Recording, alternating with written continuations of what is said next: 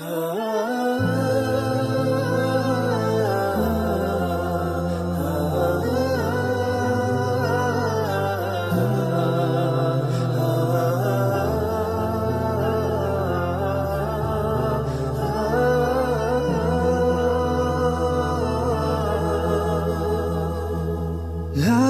selalu ku nanti untuk mendekatkanku pada Ilahi.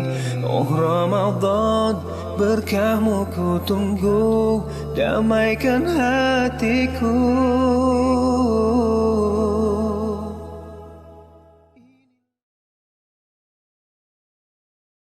Bismillah, Assalamualaikum warahmatullahi wabarakatuh. Innal hamdalillah nahmaduhu wa nasta'inuhu wa nastaghfiruh wa na'udzu billahi min shururi anfusina wa min sayyiati a'malina.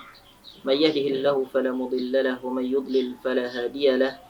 Asyhadu an la ilaha illallah wa asyhadu anna Muhammadan Rasulullah. Amma ba'du, fa ya ikhwati fillahi a'azzani Allah wa iyyakum. Pemirsa TLT TV yang dirahmati oleh Allah Azza wa Jalla dimanapun Anda berada, pertama-tama marilah kita panjatkan puja dan puji syukur kita kepada Allah Azza wa Jalla atas segala nikmat yang Allah Tabaraka wa Ta'ala limpahkan kepada kita semua. Salawat serta salam semoga selalu tercurahkan dan terimpahkan kepada junjungan besar Nabi kita Muhammad sallallahu alaihi wasallam, kepada para sahabat dan keluarga beliau ila yaumiddin. Ikhwati fillahi a'azzani Allahu wa iyyakum. Di dalam Al-Quran, terkhususnya di dalam surat Al-Baqarah ayat yang ke-185,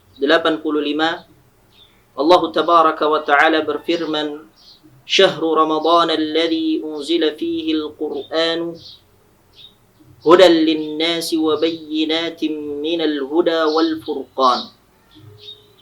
Kata Allah Azza wa Jalla, bulan Ramadan adalah bulan yang dimana di dalamnya Allah Azza wa Jalla turunkan Al-Quran. Sebagai apa Allah Tabaraka wa Ta'ala turunkan Al-Quran? Kata Allah Azza wa Jalla, hudan linnasi wa bayyinatin minal huda wal furqan. Sebagai petunjuk, pedoman hidup seluruh manusia. Kemudian sebagai rincian, penjelasan-penjelasan dari petunjuk itu sendiri. Dan sebagai Al-Furqan, pembeda antara yang hak dengan yang batil. Allah Tabaraka wa Ta'ala sebutkan di dalam ayat tersebut, selain Allah Azza wa Jalla jelaskan kepada kita bahwasanya Al-Quran itu diturunkan oleh Allah Azza wa Jalla di bulan Ramadan, Allah Tabaraka wa Ta'ala juga sampaikan kepada kita untuk apa Allah Azza wa Jalla turunkan Al-Quran. Di mana tadi yang disebutkan oleh Allah Azza wa Jalla sebagai petunjuk, pedoman hidup seluruh manusia, dan sebagai Al-Furqan, pembeda antara yang hak dengan yang batil, pembeda antara yang halal dengan yang haram, pembeda antara yang tauhid dengan yang syirik, pembeda antara apa yang harus kita lakukan dan apa yang harus kita tinggalkan. Maka di dalam ayat tersebut, ikhwati fillahi a'azzani Allah wa iyyakum, Allah Tabaraka wa Ta'ala menjelaskan kepada kita tentang urgensi Al-Quran bagi kehidupan manusia. Urgensi Al-Quran bagi kehidupan seluruh manusia. Seorang hamba ketika dia menjalankan kehidupannya di dunia ini, dia membutuhkan bimbingan dari Allah Azza wa Jalla. Seorang hamba di dalam menjalankan kehidupannya di dunia ini, dia membutuhkan arahan dan tuntunan dari Allah Tabaraka wa Ta'ala. Dari Al-Quran, seorang muslim dapat mengetahui mana perkara-perkara yang Allah Tabaraka wa Ta'ala perintahkan kepadanya. Dari dalam Al-Quran pula seorang muslim dapat mengetahui mana perkara-perkara yang Allah Azza wa Jalla larang dia dari perkara-perkara tersebut, sehingga dia bisa menjauhkan dirinya dari hal-hal yang Allah Azza wa Jalla haramkan. Jadi al-haq dan batil itu dapat kita ketahui secara keseluruhan di dalam Al-Quran.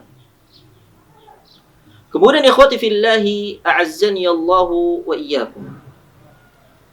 Sehingga menjadi kewajiban bagi setiap muslim adalah untuk mempelajari dan mengkaji Al-Quran itu sendiri. Kewajiban bagi seorang muslim adalah untuk mendalami. Dia berusaha untuk mengetahui apa sih yang Allah Azza wa Jalla turunkan kepadanya. Apa sih yang Allah Tabaraka wa Ta'ala kirimkan. Pesan apa yang Allah Tabaraka wa Ta'ala kirimkan kepadanya melalui lisan Nabi kita Muhammad sallallahu alaihi wasallam.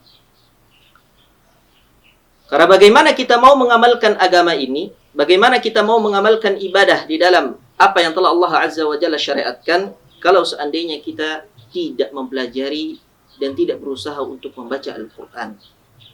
Allah Tabaraka wa Ta'ala jelaskan di dalam surat An-Nahl ayat yang ke-78 bahwasanya Allah Azza wa Jalla keluarkan kita semua manusia dari perut ibu kita dalam keadaan jahil, dalam keadaan tidak mengetahui segala sesuatu apapun. Kata Allah Azza wa Jalla, "Wallahu akhrajakum min butuni ummahatikum la ta'lamuna syai'a wa ja'ala lakumus sam'a wal absara wal af'idata la'allakum tashkurun." Kata Allah Azza wa Jalla di dalam ayat tersebut, Allah telah keluarkan kalian dari perut-perut ibu-ibu kalian. Dalam keadaan apa? Kata Allah Azza wa Jalla, syahidnya adalah la ta'lamuna syai'a. Dalam keadaan kalian tidak mengetahui sedikit hal apapun. Bodoh, tidak mengetahui apapun, tidak mengetahui mana yang halal, mana yang haram, mana yang harus dilaksanakan, mana yang harus dikerjakan, mana yang harus ditinggalkan. Kita tidak mengetahui itu semua ketika kita dilahirkan oleh ibu-ibu kita. Tapi kata Allah Azza wa Jalla, wa ja'ala lakumus sam'a wal absara wal af'idah. Allah berikan kepada kalian pendengaran, penglihatan, dan hati agar kalian bersyukur.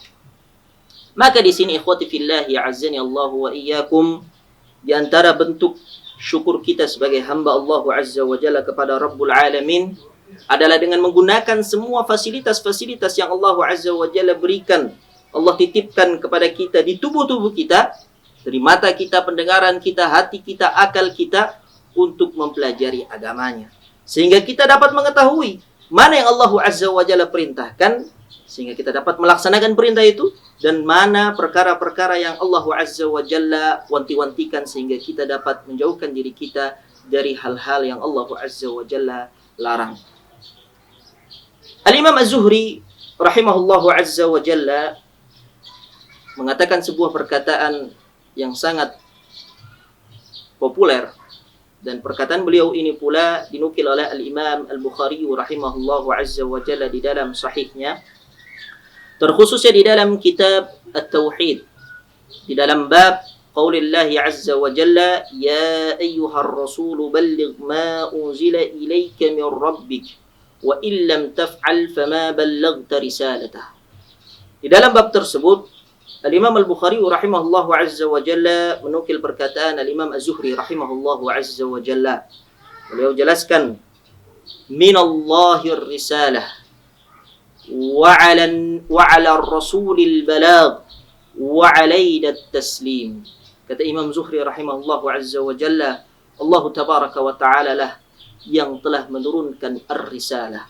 Allah Azza wa Jalla lah yang telah menurunkan Al-Quran sebagai peringatan dan pedoman kita manusia di seluruh dunia.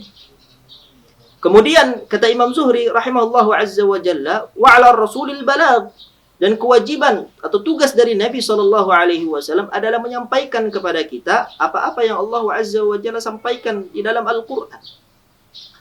Tugasnya Nabi SAW adalah menjelaskan kepada kita hal-hal yang Allah Tabaraka wa Ta'ala kirimkan kepada Nabi Muhammad SAW.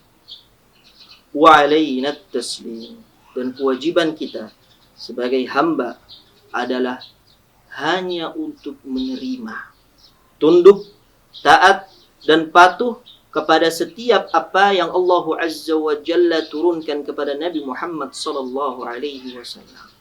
Allah yang menurunkan risalah, Nabi yang menyampaikan. Kewajiban kita adalah untuk menerima, tunduk, taat, dan patuh kepada setiap apa yang disyariatkan oleh Allah Azza wa Jalla di dalam agama ini. Ikhwati fillahi, a'azzani Allahu wa iyyakum. Sehingga dari sini kita dapat mengambil pelajaran bahwasanya membaca, mengkaji, mentadabburi Al-Qur'an itu merupakan suatu kewajiban bagi seorang muslim. Tetapi ada hal yang perlu kita garis bawahi di sini, bahwasanya ketika seorang hamba itu mengkaji Al-Qur'an, ketika dia membaca Al-Qur'an, ketika dia mendalami Al-Qur'an, maka pemahaman dia terhadap Al-Qur'an tidak dapat dilepaskan dari pemahaman dia terhadap hadis-hadis Nabi sallallahu alaihi wasallam. Pemahaman seorang muslim ketika dia mendalami Al-Qur'an, mengkaji Al-Qur'an, tidak bisa dilepaskan dari pemahaman Nabi sallallahu alaihi wasallam terhadap ayat-ayat tersebut. Maka seorang muslim itu bisa tersesat dengan kesesatan yang sangat jauh ketika dia memahami Al-Qur'an dengan logika dan akalnya. Seorang muslim dapat tersesat dengan kesesatan yang sangat jauh ketika dia membaca Al-Qur'an, memahami Al-Qur'an, menafsirkan Al-Qur'an dengan hawa nafsunya, dengan apa yang dia inginkan, bukan sesuai dengan apa yang Allah Azza wa Jalla inginkan. Seorang muslim itu dapat tersesat dengan kesesatan yang sangat jauh ketika dia memahami Al-Qur'an bukan seperti pemahaman Nabi sallallahu alaihi wasallam. Mengapa? Karena Nabi sallallahu alaihi wasallam adalah satu-satunya manusia yang paling mengetahui murad Allah, apa yang Allah Azza wa Jalla inginkan di balik penurunan ayat-ayat di dalam Al-Qur'an. Sehingga kita dalam beragama, ketika kita memahami ayat Al-Qur'an, bukan sesuai dengan apa yang kita inginkan, tetapi harus sesuai dengan apa yang Allah Azza wa Jalla inginkan. Begitu juga ketika kita memahami hadis Nabi sallallahu alaihi wasallam, bukan sebagaimana apa yang ingin kita tujukan, tapi harus sesuai dengan apa yang Nabi sallallahu alaihi wasallam inginkan. Ada sebuah perkataan yang menarik dari Al-Imam Asy-Syafi'i rahimahullahu azza wa jalla, di mana beliau berkata, "Amantu billah wa bima jaa'a 'anillah 'ala muradillah wa amantu bir rasul sallallahu alaihi wasallam wa bima jaa'a 'anir rasul sallallahu alaihi wasallam ala muradi Rasulillah sallallahu alaihi wasallam." Maka ikhwati fillahi, a'azzani Allah wa iyyakum, para pemirsa TLT TV yang dirahmati oleh Allah tabaraka wa taala, dengan ini kita dapat memahami bahwasanya ketika kita memahami Al-Qur'an, ketika kita memahami hadis Nabi sallallahu alaihi wasallam, harus sesuai dengan keinginan Allah dan keinginan Rasulnya. Dan ketika kita ingin mempelajari Al-Qur'an, maka kita tidak bisa terlepas dari hadis-hadis Nabi sallallahu alaihi wasallam. Semoga Allah tabaraka wa ta'ala memberkahi usaha kita di dalam menyebarkan ilmu agama ini. Semoga Allah tabaraka wa ta'ala menjadikan amalan-amalan ibadah kita sebagai pemberat timbangan kebaikan kita di hari akhirat kelak. Wa sallallahu ala Muhammadin wa ala alihi wa sahbihi wa sallam. Assalamualaikum warahmatullahi wabarakatuh.